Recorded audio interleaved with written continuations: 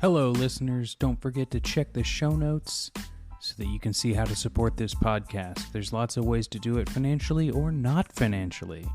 Join in the community, have some fun, ask some questions, call the adventure line. We need more voicemails. This is the biggest call to action we're doing ahead of the show. We need more voicemails. Doesn't even have to be a question. Just let us know your thoughts, and you could get featured on an episode.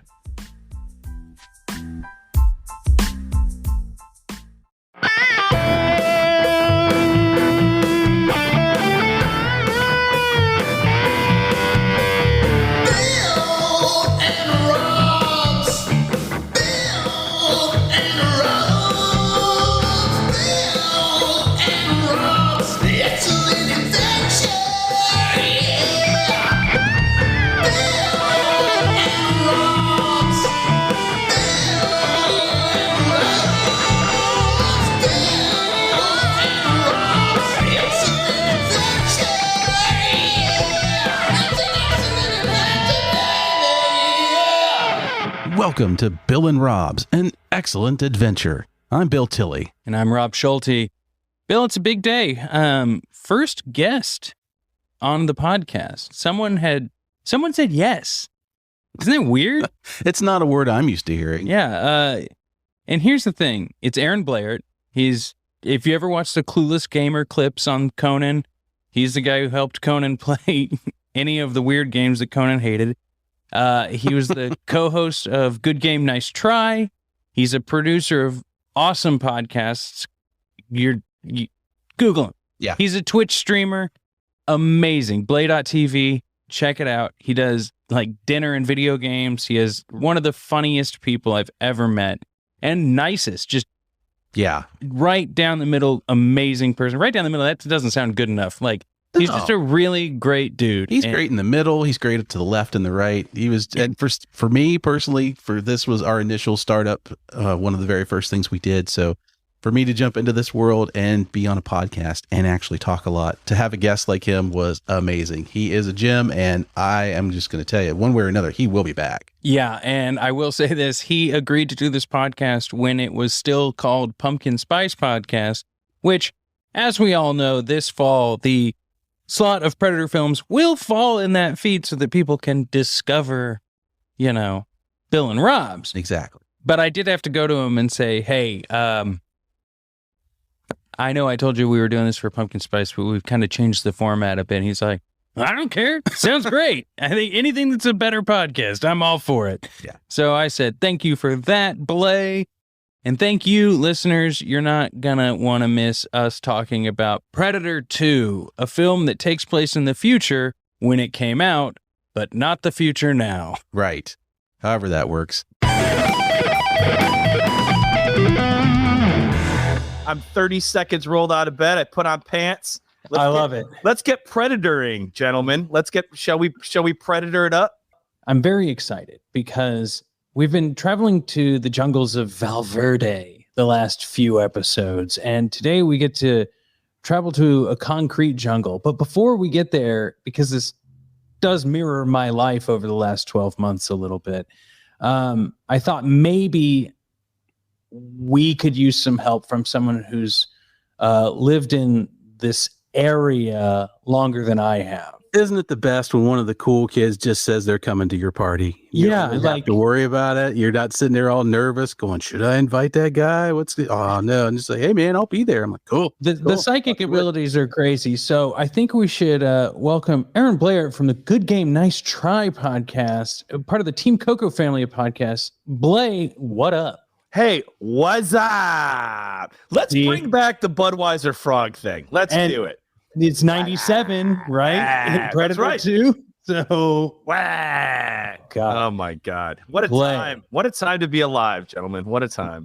we all have probably some extremely distinct memories of 1997 that are not accurately represented in this film, but I'm excited to get into this Predator 2 action. Now, Bill, Blay works in podcasting like I do. He also works in video games, which I think we could bridge the gap between you, Bill, and Blay is that you work in sci-fi in podcasting, but on the social side of the Greatest Generation family of products. So the Venn diagram of all of us, we've got some sci-fi horror podcast stuff happening here. It looks Absolutely. like a yarn wall. It's like like a serial killer yarn wall with all of our connections. Yeah, it doesn't feel right that you're not reading this from a couple of manila folders with lovingly crafted headshots of Blay and I just laying them out going, this is the team. I love So, Blay, do you have a relationship or quick thoughts on video games and movies and the games that are turned into movies or vice versa? I think that generally video games have been a gigantic disappointment when it comes to existing IP. We're only getting out of that now with like Spider-Man, the Batman games. Video games are just starting to really blossom in terms of being able to tell a story and being able to live up to the promise of the existing IP of movies. But the heart was there. The heart was always there. Maybe the technology, not so much, but now we're seeing some really exciting stuff. Also, I love, and maybe a podcast for a different time, but I love that we're starting to see the flip.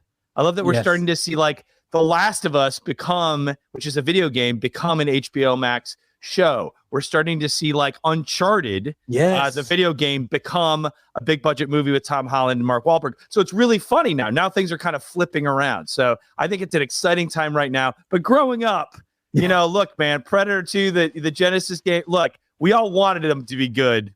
E.T. notoriously is the worst video game of all time, based on one of the best movies of all time. And I think that kind of says it all. It's one of those situations where you beg your parents to let you rent Predator 2, but then you can't let them see you not playing it because you can't hide the tears. Can't let them see the tears. Never let them see it cry. I think you phrased that perfectly because I remember these. It's actually why I stopped playing games years ago, because you'd pick it up and think, I can get this Indiana Jones for the Atari game. Looks awesome, man. It's going to be great. It's just not. It's just not. It can't. It's like making a sequel or a prequel, living up to the expectations because that world's already crafted. It's a hard road to hoe. It's just not good. It's like trying to make a sequel without a camera. I mean, it's like the technology wasn't there. Yeah. You're like, I'm going to make a sequel. Ironically, though, it's like, I think a lot of the video games that ripped off famous movies actually did better. Like, I think about Pitfall was a great game, clearly ripping off Indiana Jones, but they kind of did their own thing. So kind of the Wish.com version always kind of did better than the regular version. So for whatever. Holy shit. That's going to be the deep dive for the mini series we do in 2024. There you go. Let's get into today's mission briefing.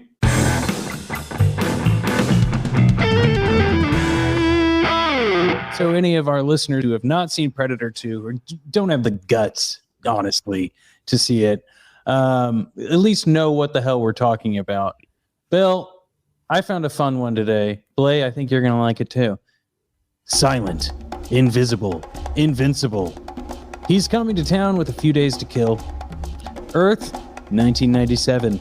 The Predators returned, but not to the rainforests of Valverde, instead to the jungle of Los Angeles, a city torn apart by the violent clashes between crazed drug lords and a beleaguered police force.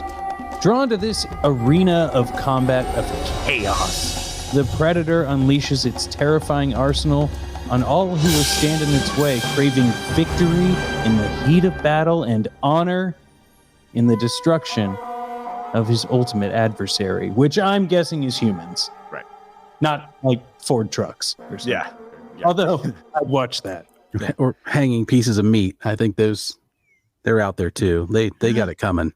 Now, Bill, can you give me some context to the cast and directors here? And Blay, please feel free to chime in. But like, we've got Danny Glover, we've got Gary Busey, we've got Robert Davi. We got some strong personalities in this movie. We really do. And out of that whole cast, you've got Maria Conchita Alonso in there. You've got Ruben Blades. It just got a slew of people. Two standouts for me. A very young Adam Baldwin pops into frame out of nowhere. Whoa. That just blew me right out of the chair when I'm like, oh, I'd forgotten about that. there's Jane from Firefly come to visit. That's going to be interesting. And then my other one, because I'm a little bit down the line from you, Rob, Danny Glover's boss is Kent McCord. Of you classic TV fans will know of Kent McCord of Adam 12 fame. Oh, wow. And a character actor of some renown, also one of the stars of Galactica 1980. Okay. So that kind of just was like, oh, I see. We're going to transplant he plays the classic screaming boss role perfectly. Yeah. But Kent McCord is such a nice guy. He looks like that nice guy who doesn't want to yell at you, but he's your boss and he knows he has to because it's kind of be stern. Contract. So his stern face is it's that 70s stern face of like, what? What do you mean we're out of cigarettes in the break room? Do you think that this is actually like an extension of the Adam 12 universe? Kind of like how there's that theory that the Jetsons and the Flintstones are taking place at the same time? I really hope so. I really do. I hope so, because I know in that Adam 12 universe that counts with emergency and chips. So once you start building that cinematic universe, I am all in. Dude, Chips versus Predator versus Chips. That's what we need, man. Yeah. That's the movie we need. We're trying to keep this season in like the Valverde verse because, it exists in Predator, it exists in Die Hard, it exists in all these movies. So now to find out that it's Chips, Adam 12, Bill, we got a long season ahead of us, I think. It started out in the Bionic Woman. That means the $6 million man. So you get Bionic Bigfoot versus the Predator. See? There's no end to this. I love this. Okay. Directed by Stephen Hopkins, who, Blay, you're a horror fan, right? Oh, yeah. Yeah. Nightmare on Elm Street 5, The Dream Child. Ooh. So love that one. I think that's the one with the pizza meatball Freddy faces. I think so, yeah. It's Super Freddy! Told ya! And if you're going to do a not nearly close to the first one sequel, why not pull the director of Dream Child? Let's go. Let's just get you. Why half-ass it? Yeah, exactly. So we got the basic information, the mission briefing down. Bill, let's get into some military intelligence.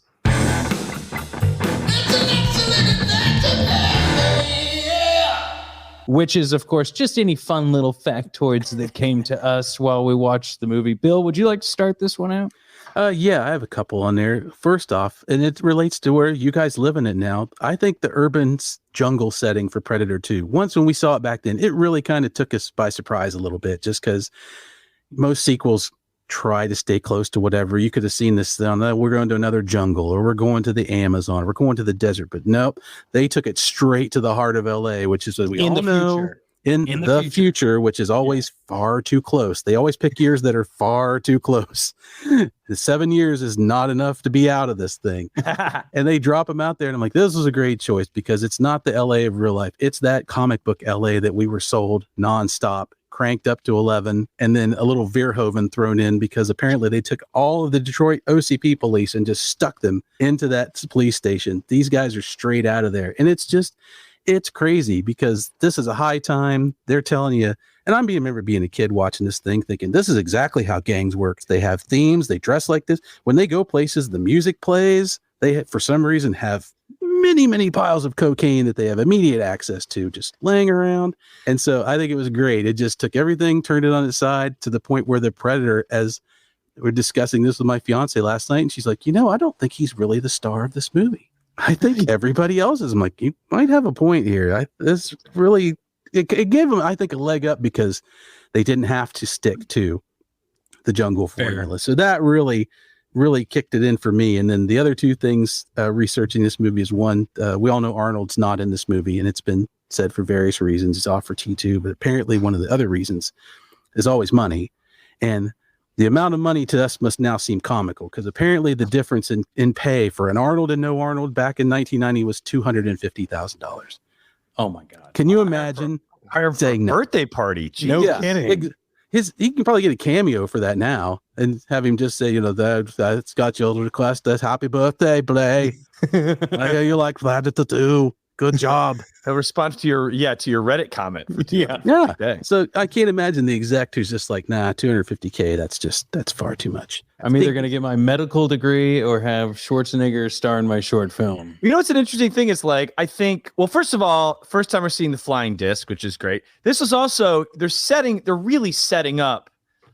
Predator 2 is such an interesting movie for me because I think for people now, like Endgame and all the crossover stuff, like, yeah, okay, great. Like, oh, it's cool. Like, Arrow and Flash on the CW. Of course, we kind of expect things now to cross over. But man, seeing like the xenomorph skull was mind blowing. I remember seeing that and just being like, what? Yeah. Oh my God, what? Wait a second. Aliens are in this, like, and you almost have to legit pause it. It is like so quick and in the corner. And I think like that's one of the very, eventually we have Freddy versus Jason. We have all these other things, but man, like that was like such a mind blowing thing. And I think something that people don't really realize when seeing it for the first time, how great that was. And it's so funny, like Bill, to hear you say the Arnold thing, I'm just kind of realizing that like what a gift it was that Arnold wasn't in this movie, because I think if Arnold had been in this movie, whether it was in a city or not, I don't think it would have opened up the wider Predator universe. I mean, because truly, like, Arnold is the star of Predator, and it's such a typical, although great, such a typical monster movie of an action movie, a hero, a crazy monster, they beat the monster. I mean, Jaws is another example, right? Yeah. Like you have these guys who are we're learning all about these characters, and then they fight this monster and this kind of force, right? Well, and then in Predator 2, all of a sudden, kind of now, well, we don't care about that character. The force is now going out again and affecting something else. And it's like, wow, like what an interesting thing to open up and start an actual mythos and an actual universe there. And I don't think that would have happened if Arnold would have been in it. It would have been him like, here we go again, and like that shit, that stuff. And so, I don't know. I think it was a real gift. And I think that really kind of the fact that Arnold isn't in it, coupled with the xenomorph skull, really, I think, set the template or the stage for what is really happening now in movies a lot, in horror and otherwise, of just creating these large universes as sandboxes of which for people to play in. I don't know. It was an interesting take. Yeah, totally. And I think that like if you want to talk about like schoolyard shit before the internet, right? Like I would always be like, well, what if Wolverine was in,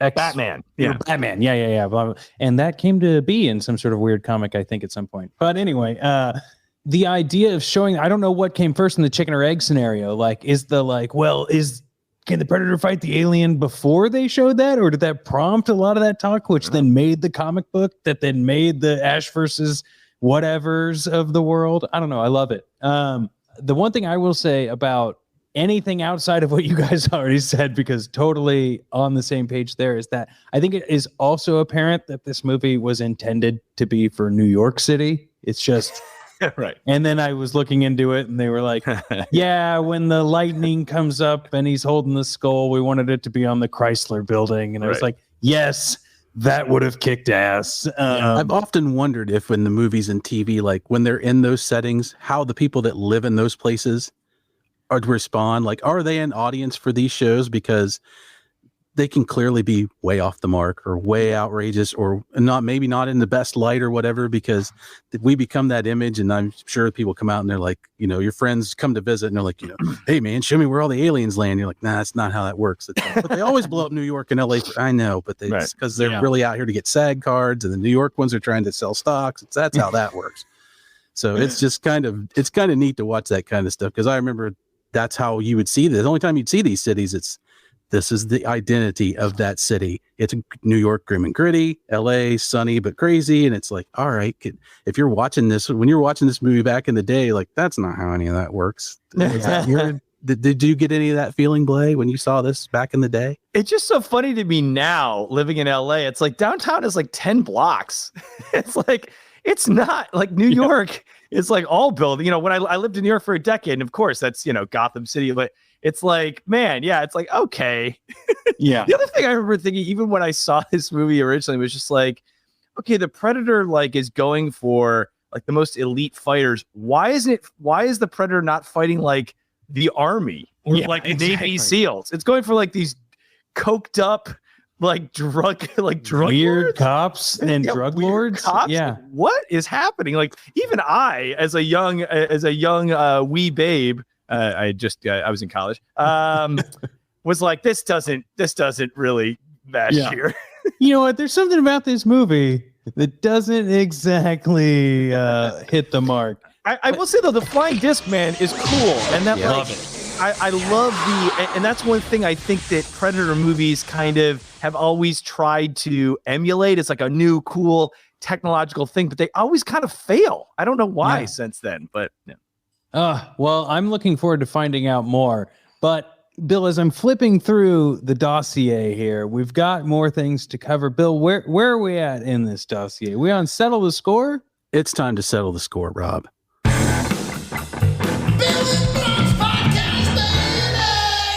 The music is always a big part of the movie. I love soundtracks. I love the sound of a movie. I love you know how it is once you get the theme in your head and you have it and you hear it, we can all do it.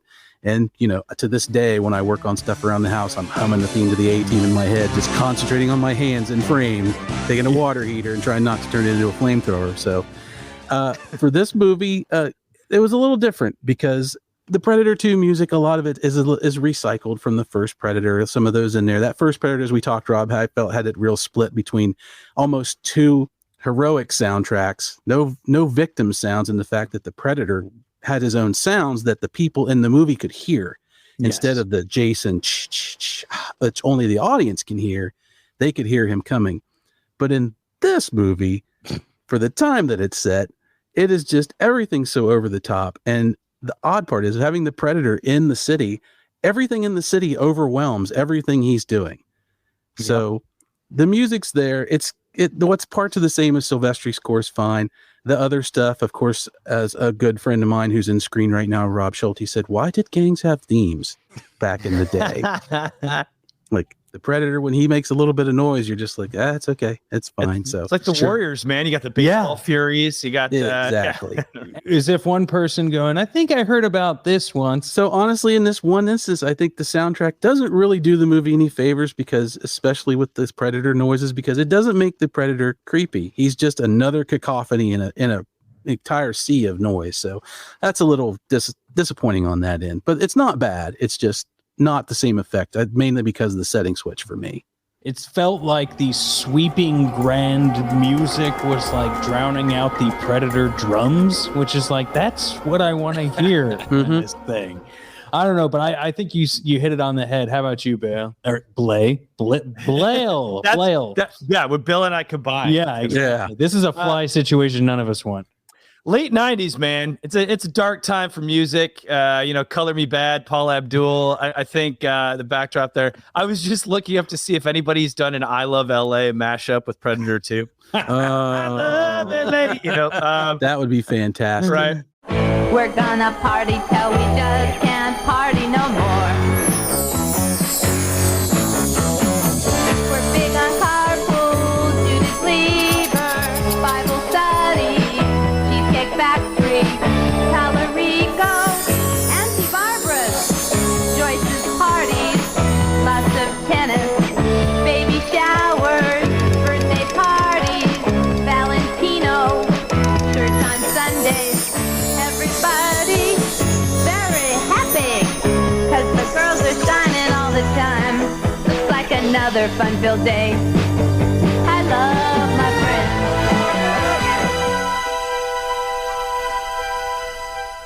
But my favorite horror music is John Carpenter. So it's kind of like even John Carpenter was like the master of horror music was like, I don't know, man, it's the late 90s. I don't know what to do.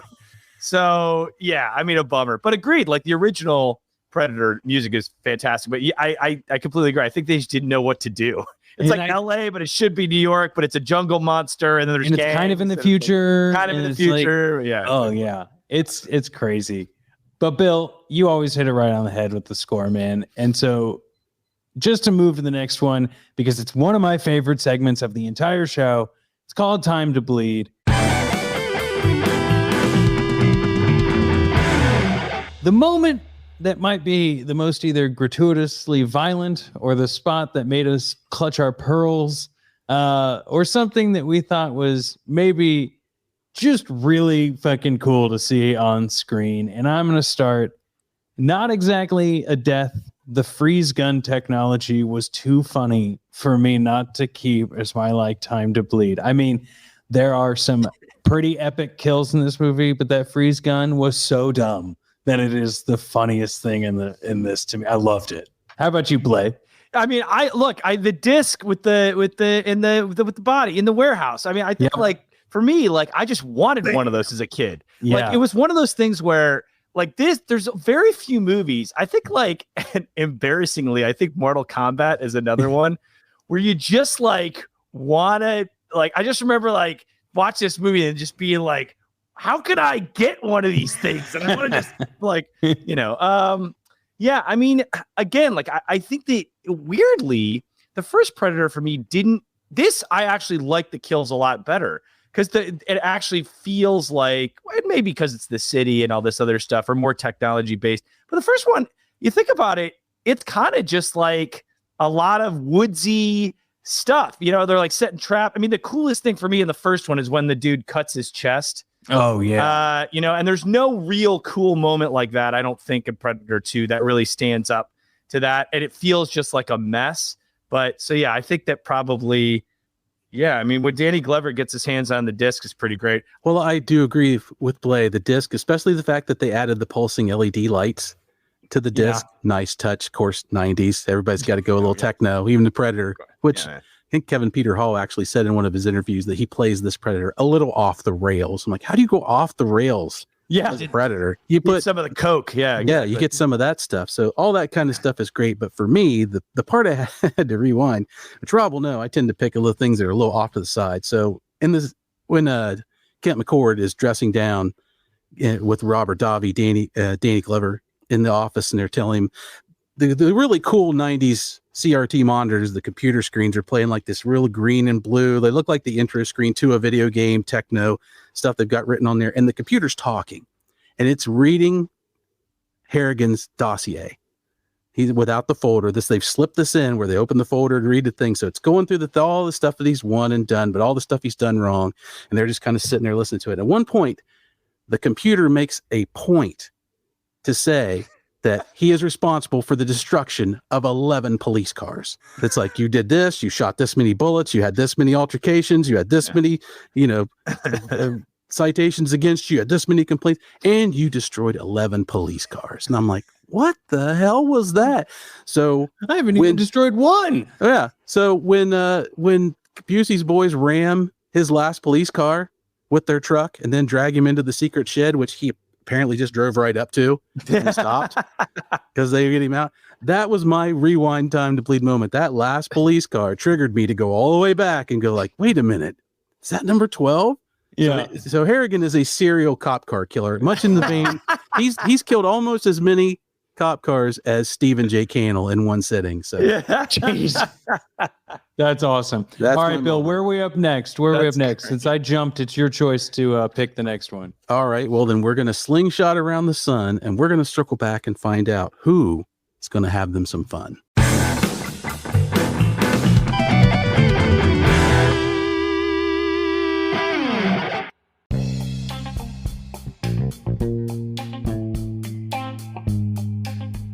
Do you like this podcast? Do you like other podcasts that are similar to it? Do you like shows that poke fun at media while having a fun conversation while doing it?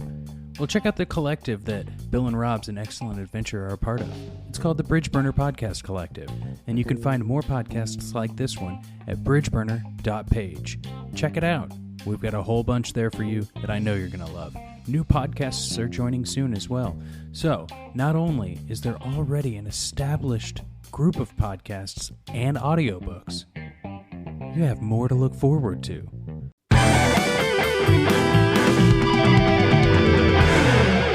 Who got you? Who got you in this movie a little more than anybody else? Short and sweet, Predator. He's like a Batman.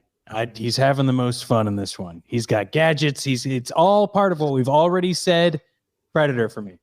Blay, how about you? Busey, man. Come on. I feel like Busey and I are circling each other like wolves. When I first of all, anytime he's in any movie, I love this man to death. He's absolutely a complete psychopath. This is a true story. I first moved to LA, like my third day in LA, there was a show called Point Break Live that used to be here, right? And Point Break Live, for those of you who don't know, which is probably everybody, was a stage show based on the movie Point Break. You know, Keanu Reeves, Gary Busey plays the police chief in that one. And they pick someone from the audience to play Keanu Reeves. And so the rest of the actors are acting out the movie, but then the audience member is looking at cards and reading the cards of Keanu Reeves' lines. And, you know, the joke is doing as good as Keanu Reeves did in acting. What am I thinking? If you couldn't crack it with all your years of experience, it's impossible to conceive that I might have something to offer, right? I go to see this, and it's like, you know, and they're using squirt guns instead of real guns, and everyone, you know, it's like Gallagher, and you put a punch on. My third day in LA, Gary Busey is in the audience. No. And it was, guys, I can't explain to you how insane it was. First of all, it started off like the cast was clearly excited. He's sitting like second row, and it's a tiny theater. And he's like, yeah, and he's like being like very vocal, like, oh, yeah. And then they're like excited.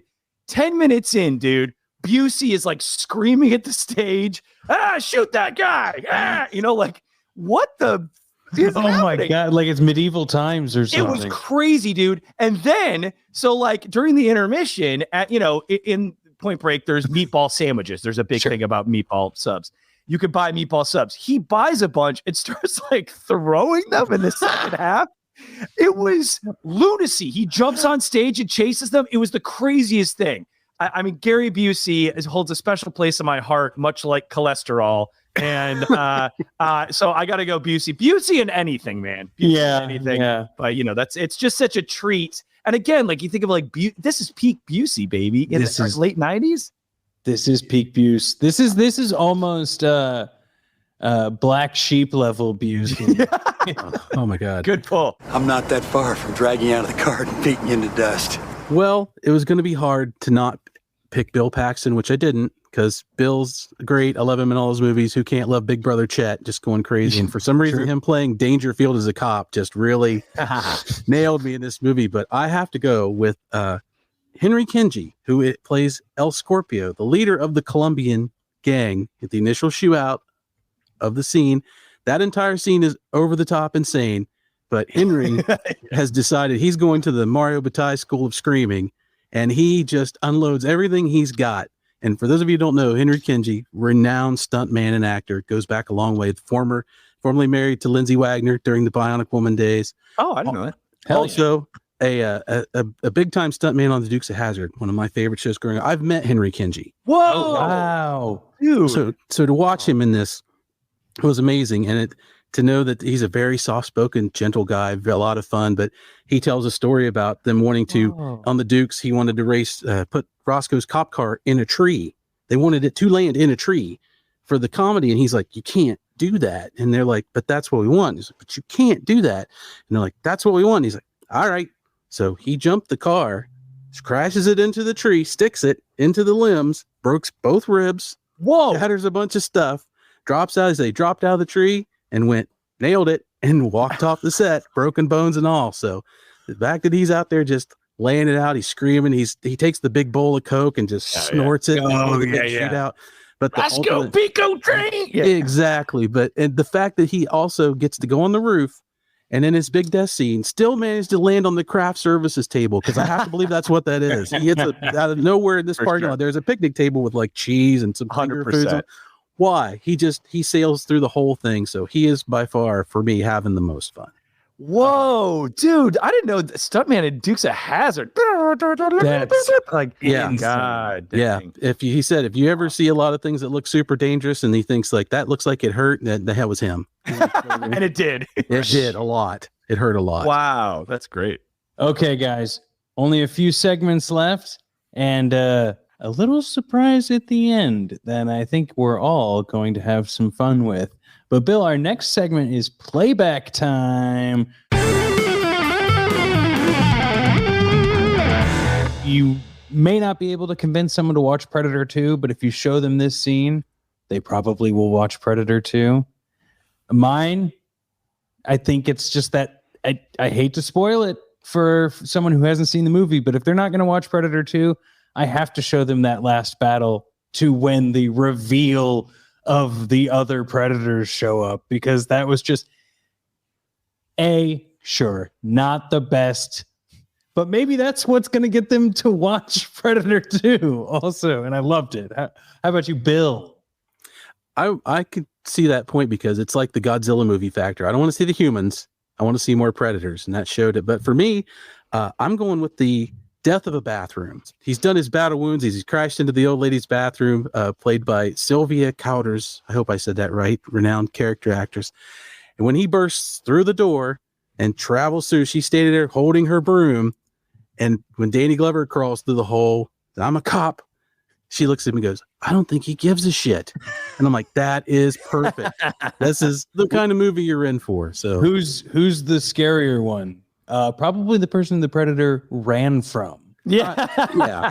He didn't even stop and take a swipe at her. He was on the way out. And one honorable mention to Kent McCord, because when they go to the subway scene and they're doing the mop up after the big attack, Kent's on screen with Danny, and somebody from out of frame holds a corded phone and goes, it's for you. It's the chief. And I'm like, how the hell did they know that he was on that train? Where did that phone come from?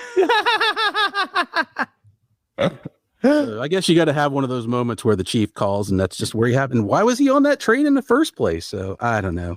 It was a moment. How about you, Blay? I think I got to go.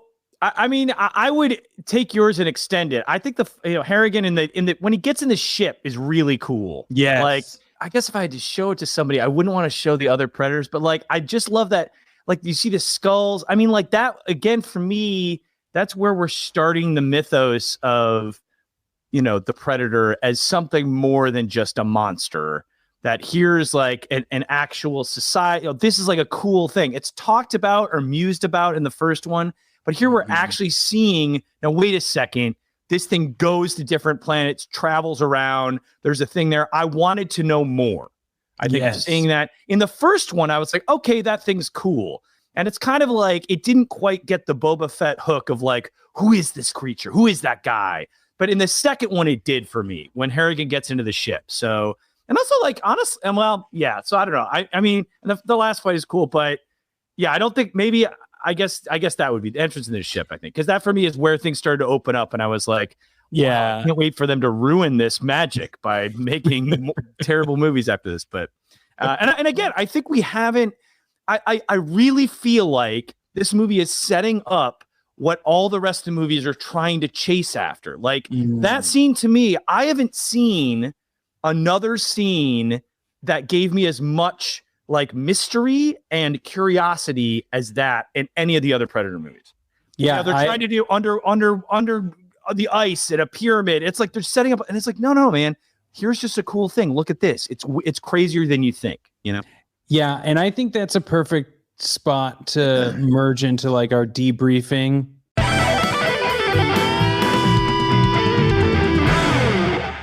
Our final thoughts on the film, because we'll do this and then Bill's going to give us a rating system. Cool. I want to take that and extend it to that ending with the xenomorph skull and being on the ship. I would compare it to the ending of Raiders of the Lost Ark in the sense that like it makes you think so much more like, what are they hiding? Or on the other side, like I think the first thought is what's hidden, what is not being told to the audience. Yeah. But the other side of it is actually what you're saying, which is like how far reaching is the Predator universe. And as we all know, living in 2022, that like it obviously goes to the xenomorph alien universe and all of these other places.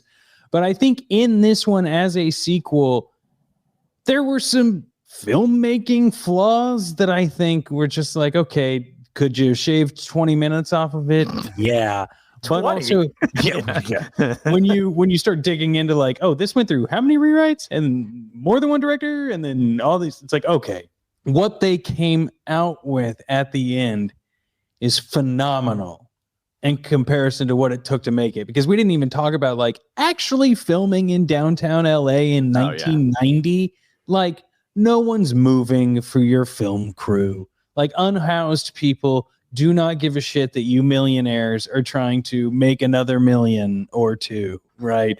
So like that aside, but also like all of just the hurdles to make the film, they made a pretty fun fucking movie. How about you, Bill?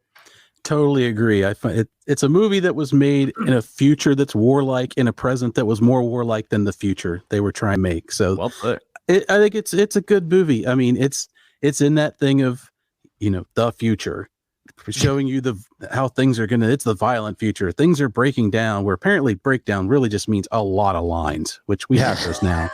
Lines to get in everywhere for some reason, but that's fine.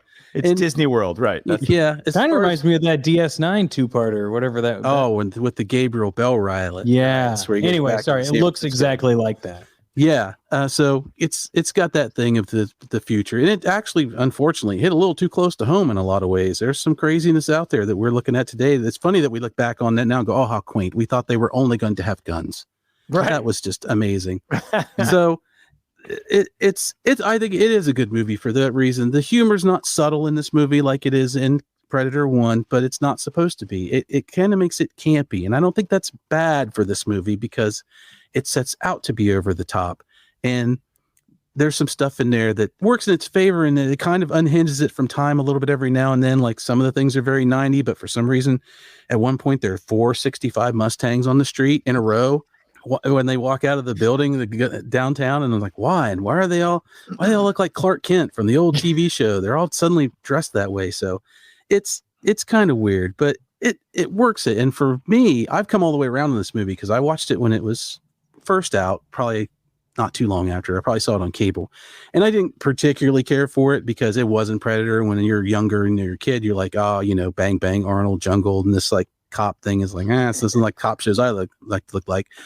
But now that I'm a middle-aged man, I have extremely warmed to this movie because I'm watching it and I finally figured it out. It's like I'm watching Danny Glover, and I'm realizing Danny, not Arnold, not a bodybuilder, not that kind of thing, but he's reacting in a way I think I would react because he doesn't want to be there. He's doing this stuff, but like when the chief walks off and he's mad at him, he has that jumping, cursing fit where he jumps up and down. He's so mad, he's like, motherfucker, and you're just like, what was that? That kid Schwarzenegger wouldn't do that. And he finds time on the rooftop. He's scared of heights, but he finds time as he's chasing a space alien to complain about the birds flying around, causing him trouble. It's like, he's relatable. It's like, this is your dad fighting the Predator. And now I'm old enough to be that dad. He's Mad Dad fighting the Predator. So it really works for me. I really like what they've done with it. They managed to place it, but also let it carry through into down the line. So it's a movie you can come back to and be like, all right, this thing's got enough heart and soul that it's definitely worth a watch. So Bill, out of 5, what shall we rate this? Well, it would have been easy to just say 5 xenomorph skulls. How many prize xenomorph skulls would you give up to hold on to this movie a few more days? But I don't like to do things the easy way, Ross. So I've decided for your late fee, we're going to rate this movie on a scale of 1 to 5, high-waisted pants and hats. That is the outfit of the time. Everybody in this movie's got their high-waisted pants on. Every man, every woman, fighting crime, fighting aliens. How many of these would you reach into your closet and surrender to hold on to Predator 2 for one more day for a rewatch? What if the Predator wasn't just an elite, warrior, but he's like the intergalactic fashion police? Oh my God. Coming to Earth, just be like, yo, y'all, those pants are, nope, you're dead. Nope. You're dead. Pow, pow. Nope. I killed Schwarzenegger because he wore that red polo in a jungle. Yes. And I'm killing all of you for exactly these wool pants, tight weight. Yes. Okay. Those clicks mean coming for your pants. Well, Bill, would you like me to go first or would you? I would like you to go first, Rob. Okay. Well, and then Blay, you'll go last so that you can judge yours based off of ours and nothing else. I think I'm going to have to give Predator 2. And this is also me forgetting what I gave Predator 1, but each rating system, as we have learned from previous movie rating system podcasts, are not equal to other movies. So Predator 2 is going to get a solid 3.5 sets. So this is 3 full sets of high-waisted pants, hats, jackets, suits, and then 1 just the pants hiked up. Oh, so 3.5. Oh, well, that's a little better. You not just the pants. You could have given the hat. But I could have given the hat. They got the pants. They got the pants. Very nice. How about you, sir? I'm going to give Predator 2 a solid 4 sets of pants, 4 hats. Wow. And 1 pair of pants that is completely sweat through from Danny Glover climbing through the LA, sopping wet LA of 1997 in quote marks that has not been to the dry cleaner, that you could take later on 25 years down the road and put on eBay and sell them as screen use replicas. I think this movie for me has aged better. I would not have given it that rating back in the day. I would have given it lower, but now I see myself in some of this movie, and I'm not really fond of birds either. So yeah, I'm with Danny on this one. 4.5. I love it. Love it. Blay, where are you at? I'll go 4.5 too. I'm going 4.5 because for me, like, man, I think that, look, I think the mark of any good piece of entertainment or any good piece of art, which I'm calling this art, yes, of course, is, do you talk about it? Do you think about it when it's over? Whether it's good or bad? Are you still, you're leaving the theater, you've turned off the TV, whatever it is, are you still thinking? And I have thought about this movie many times over the years. I think for all reasons, it kind of talked about a little bit before, but just, I think that the bones of this movie are so great. I don't think they capitalized on them, but like we're seeing a lot of remakes these days. The Alien and Predator franchises are floundering, and I think it would do them well to go back and look at the bones of this movie. Bill, exactly what you're saying with Danny Glover being a middle-aged guy also. What a good turn that it's not an elite jungle fighting muscle-bound soldier. It's like a middle-aged guy fighting this horrific intergalactic perfect warrior. How could you ever win? How could you ever beat this thing? So people say that superhero movies are like us coping with that we've destroyed our planet. Ooh. Like, what is middle-aged man fighting alien that he cannot erectile dysfunction? It's erectile okay, dysfunction. There we go. Okay, sorry. But I mean, like, I think that every horror movie, and not saying anything you guys don't know, every horror movie, the best horror movies are metaphor, right? I saw this movie called Relic about this woman kind of going crazy. It's a metaphor for dimension. Yeah. And these kinds of things. You look at Get Out, you look at all these other things. And I think that they had the chance. I don't think they did it, but they had the chance really to have that kind of existential crisis about aging, impotence, also emotional impotence, and just like what it means to be a man, what masculinity means when faced with this overarching, because the first movie is so masculine. It's so, yeah. Mm-hmm. So I think that the bones of this movie are great. You're opening up this whole Predator world, and they just kind of didn't capitalize on it. But I think that really it established a lot of the magic that inadvertently, I think the franchise is trying to recapture, and they would do it. They would do well to go back. I don't want to get into the later Predator movies, but the most recent one for me, the Predator, it was so slick, and it was so, and you're like, yeah, and these guys, and I'm chewing gum, and here, and I'm witty, and it's like, yeah, man, okay. But like, yeah, it's like Red Dawn new versus Red Dawn old. Well, kind of, yeah. And I think the flaws are where the magic is. It's what, the cracks are where the sun gets in. And I think like in this movie, the flaws and the imperfect nature of it truly is what makes it for me a cult classic. And I think, obviously I'm not alone because it's kind of grown in lore since it came out. Yeah. Was that then 4.5? 4.5 pants? I'm going 4.5 high pants and a couple. I'm not a hat guy. Yeah. My head's too big. So, but not because I don't like it or believe in the rating, but I'm just more of a high-waisted pants guy. So 4.5 high-waisted pants. You know who else is not a hat guy? Bill Paxton or Danny Glover when they wear those hats. That's like right. Detectives. No, they definitely look like cops trying to infiltrate a suntan smuggling operation. Like yeah. Okay. So this has been great. Before we end today, I have a little game. I've got a handful of trivia questions, and let's see if either of you can figure out if I'm describing a situation involving the Predator or a situation involving the masturbating bear in a game I like to call To Match a Predator. Well, I heard you match before, so I hope you don't get bored. One is angry, one is carefree. Our guest is staring at me blankly. I write these lyrics down that I hope are alright. So match the piece you like, and please try not to fight. You may find that I have tricked you with the clues that make no sense.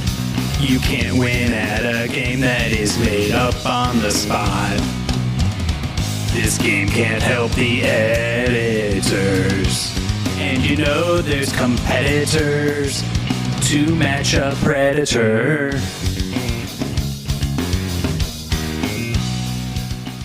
That's great. I played the masturbating bear on Conan's tour.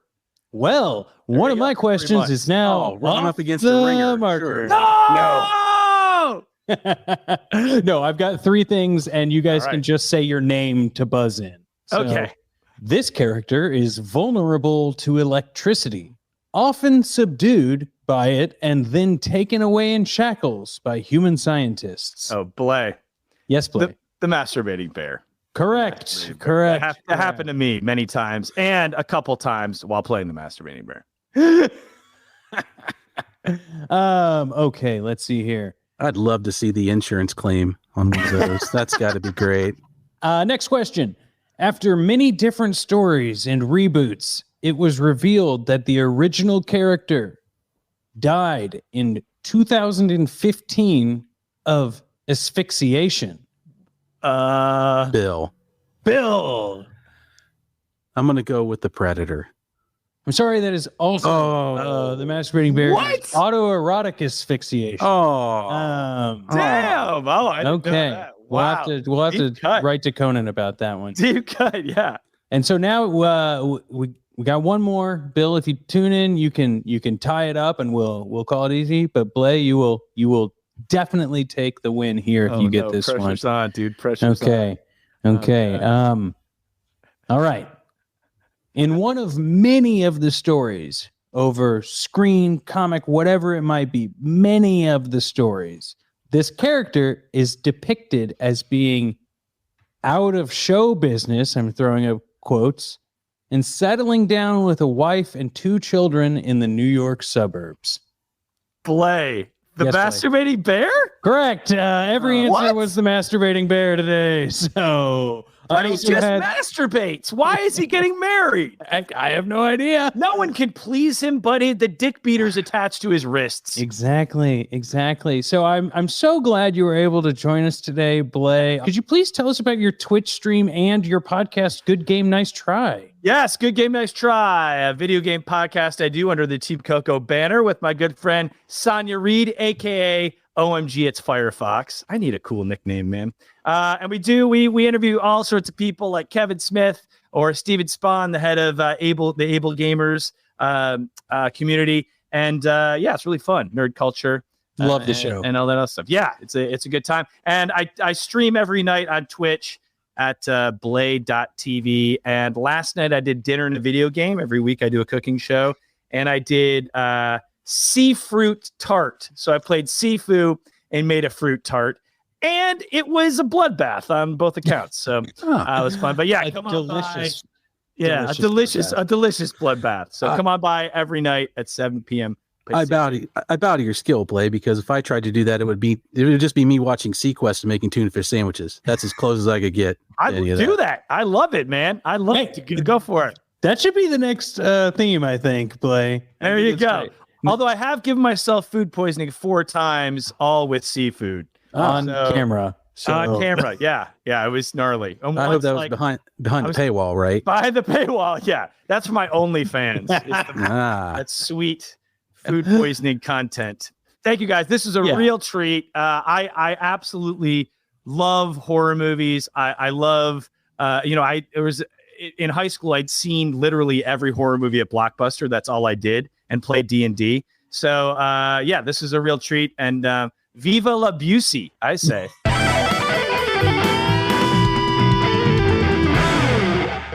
Well, Bill, another fantastic episode. You know, it's always my bread and butter to follow a franchise from beginning until end. And now that we're in episode 2 of the Predator franchise, I guess 3, because Prey, you know. Yeah, this is that timey-wimey part of prequels that always don't really care for. So it's always going to be the second movie. Let's just. The title is Predator 2. I mean, you can't really go back and call it with colon. It's really hard. And it just doesn't work. The Phantom Third. Yeah. Which everyone, if you haven't rewatched the prequel trilogy of Star Wars, give it another shot. It's a little bit better than you thought it was. It's way more serial, which is what all those movies were supposed to be anyway. I'm getting off subject, Bill. It's time for Going Dutch, where we read a listener question. And today's question comes from Terrence from Tennessee. Wow. I love the alliteration. I wonder if they've made up their name or the city they're from, or state rather. That would be stretching it. Yes. Just for the alliteration. Yes. Otisburg. Terrence says, "Hey guys, loving the pod. Thinking about joining the Discord, but I've never used Discord before. First of all, do it. Do it. Do it. It doesn't hurt. It's painless. And it's so much better than certain social media websites where if you use it, you're also subject to weird posts outside of groups. Anyway. Yeah. Specialize. Yes. But let me get back to your question, Terrence. Guys, I'd love to see a series where you guys talk about future movies set in the future. Ooh. Okay. What is your favorite movie set in the near future or far? I'm just going to put that. That's my own editorializing on here, Bill. Wow. I think just movies set in the future. And the funny thing is, when I picked Bill up from the airport the other day, we did talk, or Bill, explain your idea. I think it was fun because although we've got plans for future seasons, I kind of liked this one, and it comes in line with this question. So I'm not a frequent flyer of any kind, either the real one or in parentheses.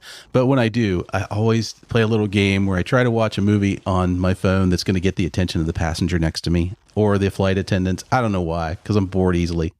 Last time around, I watched airplane disaster movies on my way to Vegas, so that caught. But this time, I'm going to L.A., so I watched Escape from L.A., which is set in the future of 2013. That was fun because I'm seeing stuff. It's like, I don't get to see it blown up, but it'll be out there. And I thought, it'd be nice to watch a series of movies where the future's already gone past for us. So to go back and see, what did you guess? What were you wondering was going to happen? What didn't happen? Did any of it come true? And just kind of go through that kind of stuff. So this question falls right in line with everything else we were just talking about. So that worked great. I love it. I think I'll go first here, Bill. And I'm going to go with the first thing that comes to mind because I used to watch this movie a bunch as a kid. And it even came up in an episode we just recorded with our friend Mackenzie. That's weeks away. Yeah. I will have to go with Demolition Man. Oh. Because, and I'm doing some quick Googling here. When is Demolition Man set? Because I remember specifically watching it in 1995-ish and then going, it would have been when it was on HBO, so probably closer to 1994 because the movie came out in 93. Anyway, whatever. I'm getting bogged down in too many details here. It says Los Angeles, 1996. And I was like, what? It's set in the future? Uh-huh. But like, not the far future either. This could be real. And then it could. Some of it did. then living through 1996 and going, wow, we still don't have that freeze a criminal technology. And, thank God, really. But then he wakes up in 2032, and I had it in my head that he wakes up in like 2022. And I was like, oh, that would be great. Yeah. That would be great because it's such a weird future that has not come true. Different timeline, but 2032, who knows? Maybe we'll get there. All we need is for everybody to keep us going for another 10 years. Yes, please. And we'll be right there. We make this promise right now, everyone. If you could support us and make this happen for the next 10 years, we guarantee Demolition Man will be the first film we record in 2032. Absolutely. And it'll probably be the second time that we watch it because I really got to get to that movie now. I'm getting excited about Demolition Man once more. Why wouldn't you? Well, Wesley Snipes just steals the show, and it's hard to steal the show from Sly Stallone. It is. It is. From a Stallone vehicle, if you will. I don't know. I think while we're out and about in town, maybe we can find some nice robes and we can just walk around and wear those and tell people to be well. I think that is a great idea. And then hopefully, we are in LA. Maybe who's the comedian in there who just does his rant? Oh, Dennis Miller. No. Dennis Leary. Dennis Leary. That's it. Yeah. Yeah. Dennis Leary just does 5 minutes of his stand-up routine in the movie. He does. It's got to be contractual. Maybe we can go to his house and wear those outfits and see if he'll do it at us. Yeah, and feed him a rat burger. Probably. Yeah. What about you, Bill? What's one of your future films? And I guess you did watch Escape from L.A. I did. One not really one I'd want to be in. Yeah. It's kind of a bad one. Boy, I got to tell you, that question kind of knocked me a little bit for a loop. But I think at the moment, I'm going to pick another movie that I actually did watch on the plane. Oh, yeah? It's called Condor. Oh. And it is a TV movie that was supposed to be a pilot from the 80s starring Ray Wise and Wendy Kilborn in the far, far future of 1999, I believe. A famous year. Yeah. The thing about that movie is it's made in the 80s, trying to show the 90s, but they kept all the 80s fashion for some reason, so nothing changed. But the cars were donated by Chrysler, so everybody's driving Dodge Daytona turbos and Grand Caravan. So that's a future I could live in for sure. A Dodge-based future. Give me that all day long. Oh, man. I love that. Bill, now there's one thing we haven't really done over the past episodes, but I'd like to implement here at the end of today, and that would be an update on my viewing of Baywatch Nights. Oh, yes. I have finished season 1, and I am currently watching season 2, where they have a huge pivot change, right? Yeah. It goes from like crime thriller TV show, like Baywatch, but at night and not on the bay. That's perfect. And then it goes into like X-Files-y. It's supernatural, and they're still trying to solve crimes, but they lose a few characters. It becomes not as good. I'll just put that out there. It becomes good in a different way. How about that? There you go. But the thing that I kept wondering and texting you about while watching Baywatch Nights was, why does Mitch have like a really expensive car, but also never sleep? And then it's like, okay, maybe he's got 2 jobs. It can afford the car and the really nice Adidas leather jacket and the nice suits and stuff. But then I got to an episode in season 2, and Mitch gets kidnapped by a government agency. Of course he does. A secret, I think it's a Knights Templar, actually. Jeez. And so maybe not a government. I don't know. It's very confusing. And they're like, what do they want him for? Is he rich? And one of the guys, Teague, is like, no, he's not rich. He's a lifeguard. And I was like, wait a second. What about this car? He's right. What car is that anyway? Because that's a nice car. If it's the same one from the first season, yeah. It's an Acura NSX. Well, they do actually eliminate showing him in any cars in season 2. I will say that. Well, I mean, maybe to sell it. Mitch rides at night, I guess, is how you could say it. He's got a way to do that works. I'm just throwing that out there. But yeah, it's pretty amazing that Mitch never sleeps. He has 2 to 3 jobs, and they're vastly different. I'm holding fast to he found a treasure chest at the bottom of the ocean. Oh my God. And is just stockpiling doubloons. Your fan fiction is the best. It's what makes me keep coming back for this. Well, thank goodness something does, because I am loving this podcast. And I gotta say, I hope all of our audience members are loving the podcast. And if you are loving it enough to help us keep going, the biggest thing you can do is send this podcast to a friend. Don't even say anything else. Don't say you got to, well, okay, sell it, please. Tell them why they should listen to it, why it's good. This episode, last episode, whichever is your favorite episode of the ones we've done so far, join our Discord to talk with other folks who have, for some reason, wanted to talk about our episodes. And I don't mean that in a self-deprecating way. I mean it in a, I can't believe how many people are joining. I'm so thrilled that people like talking to us, not just about the episodes that we're putting out, but like old media that we plan on potentially talking about on this podcast. Yeah, it's a lot of fun. It's why we started this podcast, just talking about stuff. And so we started recording it. So it's the Discord is awesome. The people there are awesome and very nice and focused. None of the external BS that you'll get from other social media platforms. So if you just want to come over and have a good time, that's the place to do it. Yeah. And if you would like to help us out financially, we have a Gumroad site, which is not a subscription model. It's a one-time payment. I liked this episode. Here's $1. Or if you want to see Bill and I talk on video, select episodes that we have recorded with video, which is most of them, will be available there. Much appreciated. And honestly, that's the kind of stuff that will let us do more and branch out and do other things and keep going. So we do appreciate any financial support that you are able to give. Do not let it ever be a burden. Yeah. We only want it to be something that you won't miss. Absolutely. You gave it away. Absolutely.